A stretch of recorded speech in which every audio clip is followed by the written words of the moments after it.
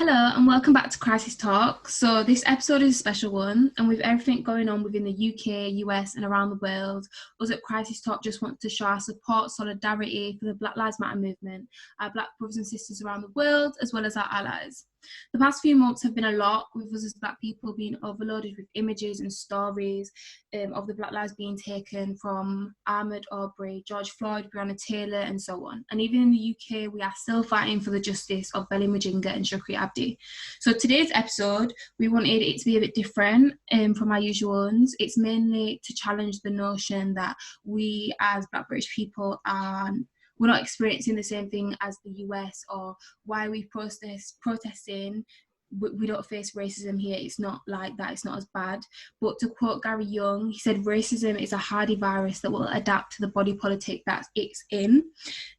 So yeah, I just want to, this episode, we're just going to speak about why we are particularly being active, why we're protesting, why we are doing the same things that we've done, by touching on our experiences of racism in the UK, or just race, being Black in the UK. Yeah. So Palumi, do you have anything to add? Yeah, I feel like these last few months and couple of days, it's been very there's been a mix of emotions. I think, like, with the protests, with the killings, with the murders, like it's been a mix of like anger, pain, and then it's been really nice to see everyone across the world, and especially in the UK, come together and protest, and for people to use their voices, and for change to happen, for the people that have impacted the Black community in such a way to be arrested. I'm talking about the police officers in the United States, like, and you know, there's now new laws being passed. There's a new street in America called Black Lives Matter, which is close to the White House. And there's just been lots of change that's been happening, and it's been shown that protesting is impactful. And me and William went to the protest in Manchester this past weekend. It was just amazing to see everyone come together, and I saw different races as well. Obviously, it's nothing new necessarily, like police brutality and like racism or what have you. But what does seem to be new is the acknowledgement from non-Black people. And I feel like that right there is one of the reasons why this movement is going to be different to ones in the past. Because white people are starting to realise that, actually, wait a minute, this is genuinely a problem. And wait a minute, Black people do suffer more than me for absolutely no reason. And some people are generally out here, you know, using their white privilege to help us. This is a very uncomfortable time, I will say. Like, I constantly feel exhausted. Like, I'll go on social media and I'll see a lot recently, like, the little kids at the protest, or the little Black kids around the world just speaking on how they feel. And it's so crazy to see these, like, little kids, little 5-year-olds, 7-year-olds talking about, oh, you know, why do the cops want to kill us? Why did the police not see our humanity? For obviously that's not what they're saying, but for a little child to say that, I think one of the reasons why I want to go out is because I don't want my children or any of my family's children to go through any of this. Like, I know there is this notion that Black British people, we don't have it as hard, it's not the same. Tommy Robinson, why are you guys protesting for? You've got nothing to complain about. But it's not the truth. So yeah, I'm excited to protest, I'm excited to be active, and just like I've always been, but I'm just glad that now, like, that from all of this, I don't know if you guys have noticed the same thing, is more things have been brought to my attention. Like, I was always in certain circles, I was always being active in specific things, but I've learned a lot. Like, one girl on my story was posting about the experience of Black British architects, and it's like there's all these intricacies of different people's lives that you don't think about and stuff. And like, I feel like in the midst of a global pandemic, that like this really brought to attention to the racism that people really do face in the UK and around the world. Yeah, just to kind of bring it back to, you know, why we ourselves are taking this action. I just want to ask a question about, you know, you guys' relationship with race. When was the first time that kind of you guys realised that being black wasn't going to be all hunky-dory, or even later in life when you've realised, oh no, like this should really be serious? The first time I had a racist experience, I was in primary school. I had like several racist experiences, and it just kept on constantly happening. And each time it would happen, I would go to the teacher. They would write a report and write ta. And then one time, I was just like, enough is enough. Like, somebody said, so people would call me like black, like they would say, oh, you're black. Like they would call me like, they would just say racist slurs, let's say. And then I was just like, what the like? And the thing is, it kept coming from different people, different white kids. And then one time I was just like, well, what the hell is going on? And then there was one incident where I was racist back, because I was just like, well, I don't understand, like, because I was just like, so is this what we do now? Like, because I just didn't get it. I didn't get why it was constantly happening. And then that's when I realized that it was just because, oh, okay, because I'm black. Now when people say about the racism that happens in the UK, I think it goes over some black British people's heads, because it's like, it's so covert in the UK. It's so small that you don't even realize that like it was a racist incident. So there's probably been times in my life where something's happened that was racist, and I didn't clock that it was racist because it's so minuscule in the UK.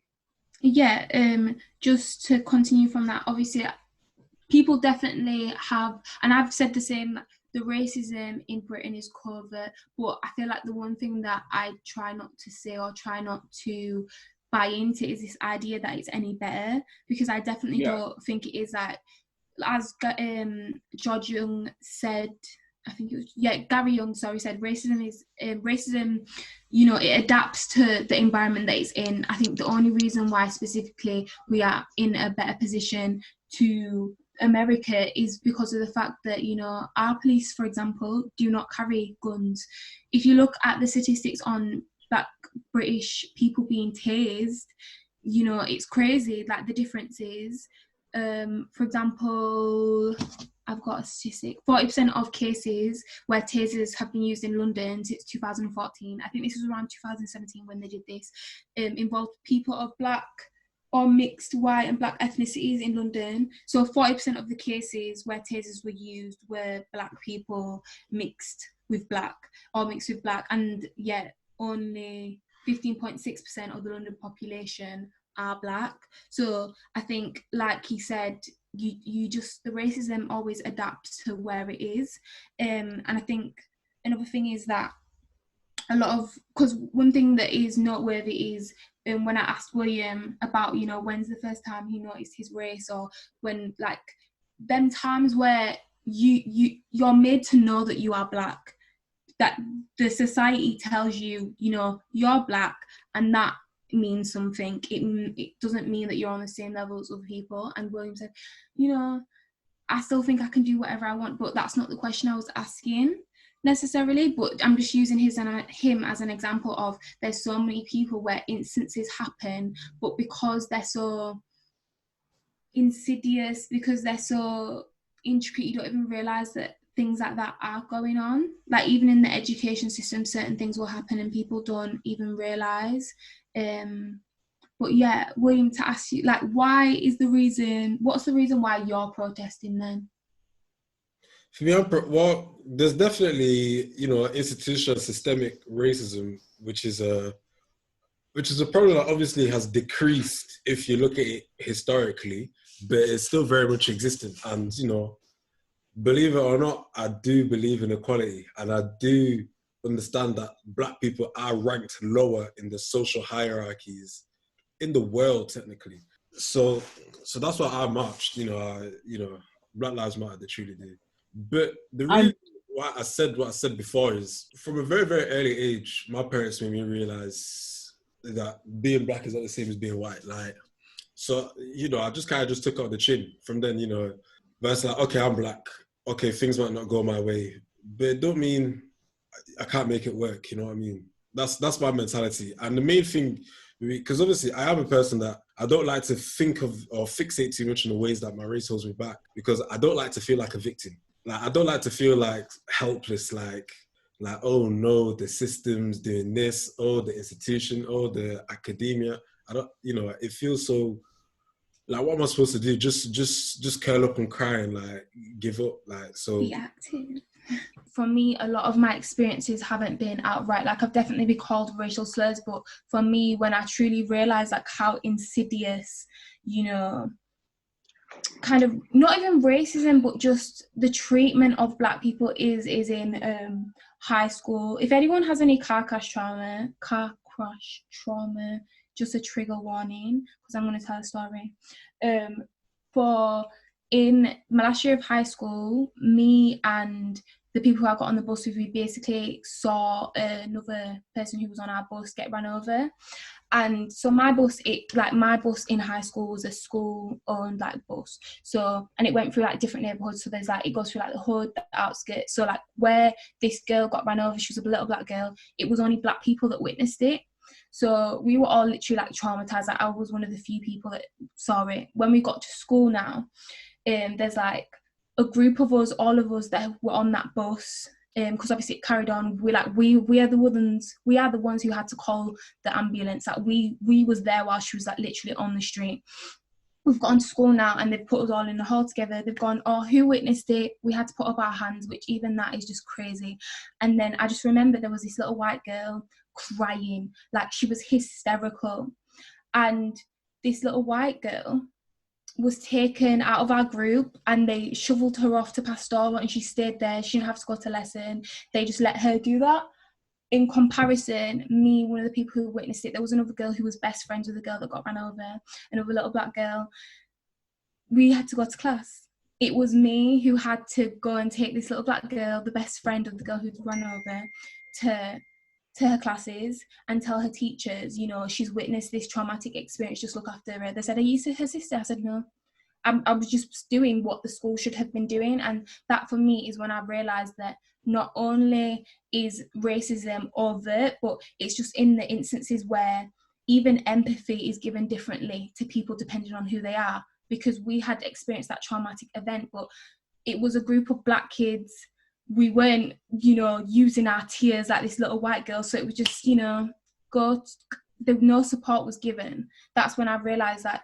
And stuff like that can spiral. That's when it happens later in life where, I think that's what leads on to this violence. If you don't have empathy for Black kids for some reason, or if you don't have empathy for Black people for some unknown reason, that's where these things happen. That's why Black lives are taken so easily, because people don't have connection to these people. It's how Tamir Rice was killed, because that little boy was not seen as a little boy. Because for some reason, something in certain people's heads doesn't give them the ability to have empathy for Black people and people of colour for some reason. And there are people in society, there are white allies in society that do help and do notice these things. Because I do want it, like, there's like people like Jane Elliott who was a teacher, and she was so she's done experiments showing the differences in how Black people are treated, and she's done like speeches. So I feel like there are people out there that are allies and that do understand how wrong it is. There are a lot of our allies that understand just how wrong it is and just how wrong the system was. And just to go back on what I was talking about, my personal experience before, in regards to that, I feel like I feel like always understanding that that being racist in whatever shape or form is just something that like you learn. I feel like that needs to be something that needs to be unlearned from society in general, because nobody's born racist. Nobody is born to hate somebody else because of the color of their skin. Because I see videos of in fact, William, I think, remember when we used to be going to college and we used to see the Black kid and the white kid, and they were friends. Yeah, like they so we really used to go to college together, and like we would see this Black kid and white kid, and they would just be walking, and they would just like be friends, and like their mothers would be friends as well. They would help each other out. And it just made me like, it was so, I loved seeing that, because it was just like, because nobody was, they don't see color. They didn't see like, oh, he's black and I'm white. They just saw a person. And I feel like if we nurture that aspect of humanity, then the next generation hopefully won't face. Is passed down through families. Like, Exactly. you know, when you got them white supremacist guys who tell their kids, yo, you're better than black people, you're better than Asian people, you're better than gay people, because it's not even just a racial issue to some extent. It's also a LGBT problem, disabilist problem. You know, people just, bigotry, like people are just raising their children with them kind of mindsets. But I think to answer your question, Shai, I understand what your question is better. And to be fair, my actual first time experience of racism, I don't know when that was. Because obviously I went so long not looking at my race as a factor in my negative experiences. And the reason I did that, because the worst things that's ever happened to me in my life was my fault. Nothing to do with race. So which is why ultimately I don't like putting too much of my race. However, having said that though, there was one time when I felt, now if I'm crazy, you guys tell me I'm crazy, and this might have nothing to, but this one I feel suspicious that race was involved. So it was back when I was in first year uni. I had a radio show on a Sunday night. The real OG listeners to this podcast know about William's radio show. On a Sunday night, and obviously Sunday night, the studio, like the radio station studio, is closed, locked off, because it's the weekend. And normally what happens is the person who was in before would let you in after. But one eventful Sunday night, there was no one in there before me, and all the doors were locked. So I had to go to the security building to go get the key to get inside this radio station so I can get on my show. And I get there, and the security guy who's like at the till behind the till, white guy, old, middle-aged, you know, he ticks all the boxes of what you'd assume a racist, you know that these secretly racist guys in the background, he ticks all them boxes. And, you know, so I'm telling this guy, okay, I need to get the key to the radio station because obviously my show starts and the door's locked. And he goes, and there's this list of names of people who have radio shows. And it's like, if your name's on this list, you can come through. And I'm like, okay. So he shows the list. My name's on the list. And very interestingly, that list had not been updated in 3 years at that point. I'm pretty sure even to this day, that list is not updated. So my name's not there, obviously, because the list hasn't been updated. And me and him, I'm talking to him and he's not having it. I'm showing him all sorts of different evidence that, yes, I am on the radio. You know, I've showed him pictures of me in the station, actually, like from past episodes. I've showed him that I'm in the Facebook group. I showed him messages I've had with the manager of the radio station. He's not having a word of it. He's like, nope, if your name's not on this list, there's nothing I can do about it. And fortunately for me, his supervisor came in, also another white guy, came in. I explained the situation to the supervisor. I mean, the supervisor's just, I didn't even have to do too much because with this guy, we were going back and forth for maybe 10, 15 minutes. But with the supervisor, I literally just showed him the group and he was like, okay, calm. You're clearly a part of the show. Gave me the key and we moved. But I don't know, I just felt like, yo, this guy was extra suspicious of me and like was just not willing to even negotiate with me. And I feel like a part of that was because of the fact that I was black. I don't know, I might be crazy there.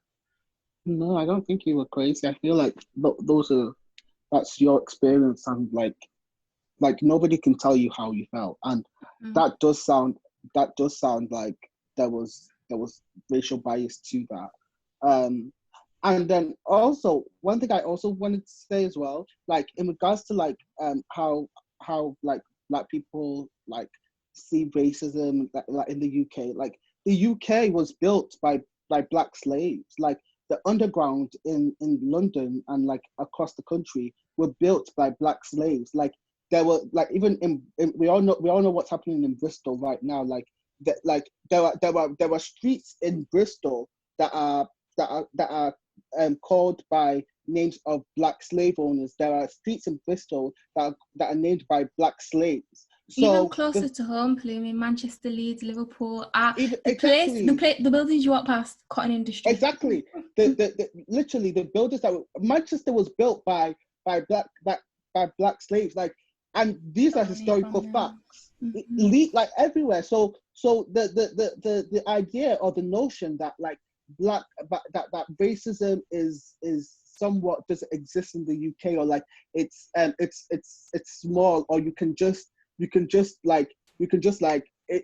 focus and just get things. I feel like that's so problematic, and so it's so problematic because it's like the very buildings that you walk into sometimes were built by black slaves and by the oppression of black people, and now you want me to walk into that building and think that okay, it's like that, like it goes into like spiritual things, like energies. Like you walk into that room, like it's different because of the pain that place holds. So I think that like we need to be sensitive to these things and sensitive to the fact that these things did happen, and not just like step over them, like address them for what they were, and then we can progress. Yeah, I think as well, the main thing is it's not even this colourblind society that people want, because this colourblind society, this I don't see colour thing has got us to where we are now. Because if you don't see the colour, then you don't see the issues. If you don't see the colour, then you don't see my struggle. I think truly when we can progress is when everyone can see each other's different races, see each other's different cultures, ethnicities, and just be cool with it. Not care, like love each other, not even love it, just be normal with each other for the colour of my skin. Like I don't like this idea of you know, you don't see my colour, because my ethnicity, for me being Caribbean, is a huge part of who I am. I think when our society can truly progress is when we can see our colour, see our race, ethnicity, whatever, and it not be a problem, it not be an issue. I feel like in our generation, celebrated. In our generation, like younger, you know, I feel like the majority of people are you know, tolerant. I don't even want to use the word tolerant because that even in itself is a bit problematic. But, you know, I feel like, you know, in our generation, most people are just like, okay, he's from Africa, calm. None of this, go back to your country. You know, I feel like, I don't want to say die out, because discrimination, parts of it is subconscious. So discrimination will never be terminated. But I feel like it's definitely, as time goes, getting, you know, more and more acceptable. Man, and there's one thing I also want to say, like, I understand there's a white privilege, and I understand that, you know, black people, Asian people, all sorts of different people who are not white, essentially, have to go through all sorts of hoops and hurdles that their white counterparts don't have to. But what the effects of that, though, I feel like that, for me at least, I'll have to say, my adversities turned me into a beast. You know, I'm stronger, smarter, I work harder, I can handle a lot, and I don't know, you know, I'm proud. Yeah, but like I feel like, yeah, and you should be, and like I feel like in society and in the media, that's been shown that black people have come through these adversities and these struggles and become great. Like there were like in the golfing industry, there was Tiger Woods, like Serena Williams, Beyonce, freaking Michael Jackson, like the Supremes, like James Brown, like the list goes on and will continue to go on and on. Because there are Hey everyone, hope you enjoyed this episode, and I hope we were able to express our experiences in a way that makes you see where we're coming from. But thank you very much for listening, and please be sure to share this with a friend who you think this could benefit. You know, more and more acceptable, man. And there's one thing I also want to say, like, I understand there's a white privilege, and I understand that, you know, black people, Asian people, all sorts of different people who are not white, essentially, have to go through all sorts of hoops and hurdles that their white counterparts don't have to. But what the effects of that though, I feel like that, for me at least, I'll have to say my adversities turn me into a beast. You know, I'm stronger, smarter, I work harder, I can handle a lot. And I don't know, you know, I'm proud. Yeah, but like I feel Proud like of that. yeah, and you should be, and like that's the and like I feel like in society and in the media, that's been shown that Black people have come through these adversities and these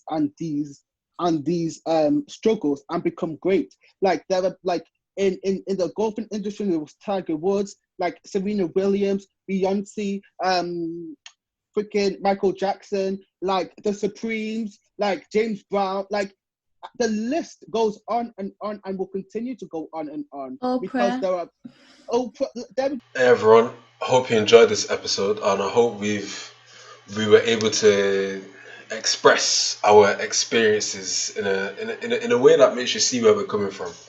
But thank you very much for listening, and please be sure to share this with a friend who you think this could benefit. You know, more and more acceptable, man. And there's one thing I also want to say, like I understand there's a white privilege, and I understand that, you know, Black people, Asian people, all sorts of different people who are not white essentially have to go through all sorts of hoops and hurdles that their white counterparts don't have to. But what the effects of that though, I feel like that, for me at least, I'll have to say my adversities turn me into a beast. You know, I'm stronger, smarter, I work harder, I can handle a lot. And I don't know, you know, I'm proud. yeah, but like I feel Proud like of that. yeah, and you should be, and like that's the and like I feel like in society and in the media, that's been shown that Black people have come through these adversities and these struggles and become great. Like there are like in the golfing industry, there was Tiger Woods, like Serena Williams, Beyonce, freaking Michael Jackson, like the Supremes, like James Brown, like the list goes on and will continue to go on and on because Oprah. there are Hey everyone, I hope you enjoyed this episode, and I hope we were able to express our experiences in a way that makes you see where we're coming from. But thank you very much for listening, and please be sure to share this with a friend who you think this could benefit.